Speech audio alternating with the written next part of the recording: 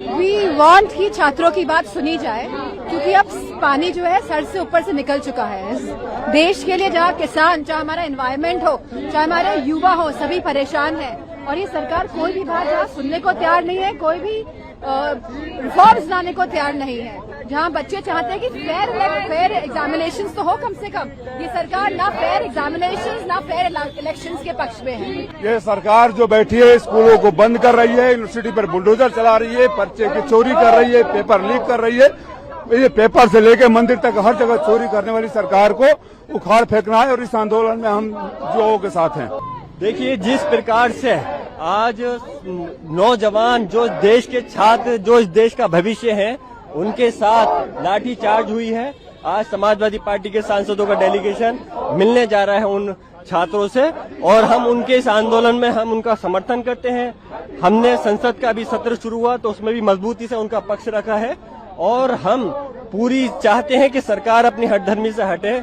जिस प्रकार सोनम वांगचुक जी को जबरदस्ती उठा करके शिफ्ट करा दिया गया हॉस्पिटल में, हम चाहते हैं सरकार संवाद करे छात्रों से और उनकी मांग, जो जायज मांग है, उनको पूरा किया जाना चाहिए। ये सरकार नहीं, अहंकार है। और जो श्रद्धांजलि में भेदभाव करते हो, जब लाखों लाख और करोड़ों लोग और करोड़ों परिवार इस आंदोलन से जुड़े हों, जिन बच्चों की जान गई, उनके प्रति एक शब्द नहीं, श्रद्धांजलि तक नहीं, इससे बड़ा अहंकार क्या हो सकता है सरकार को। और जब बच्चे यहाँ आए हैं, छात्र, नौजवान, युवा जब यहाँ आए हैं और वो चाहते हैं सरकार कोई सुने, सरकार में अहंकार कितना कि सुनना भी नहीं चाहती है। सुनना तो दूर, अगर वो लोकसभा यहाँ तक आना चाहें अपनी बात कहने, तो लाठी और जो अन्याय कर सकते हैं, जो प्रताड़ना दे सकते हैं, वो दे रहे हैं। सरकार ऐसी ही है। और सरकार के अगर पन्ने पलटें, एक बार भारतीय जनता पार्टी की सरकार यूपी में थी, 1 साल का मेडिकल का कोर्स जीरो हो गया था, सेशन जीरो हो गया था।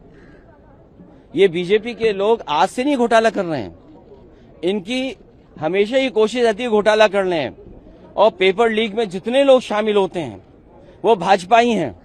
यूपी में बाकायदा ऑडिट किया हम लोगों ने और एक किताब जारी की और जारी करके ये बताया कि कितने पेपर लीक हुए हैं। कोई दोषी नहीं पकड़ा गया आज तक।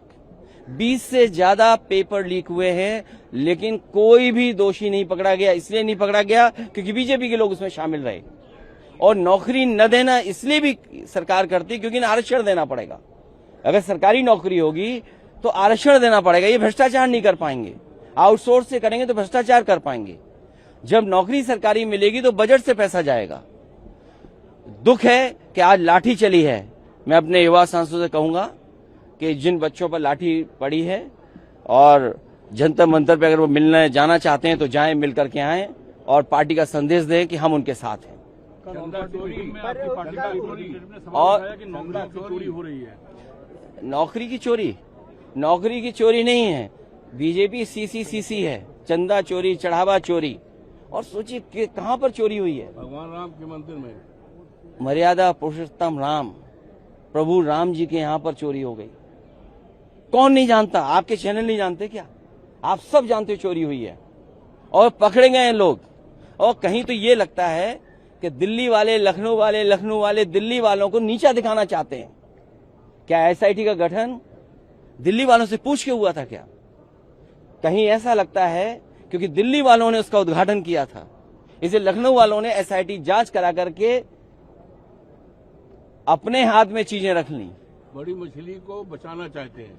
और पैसा कहाँ कहाँ गया है अवधेश जी से बेहतर कौन जानता होगा, वो सांसद है वहां के। और सुना है कि कर्नाटक, महाराष्ट्र तक वहां से चीजें जाती थी, गोबर में पैसा। इसलिए मैं अपने सांसद कहूंगा कि उनसे मिलकर के आए, उनके हालचाल लेकर के आए।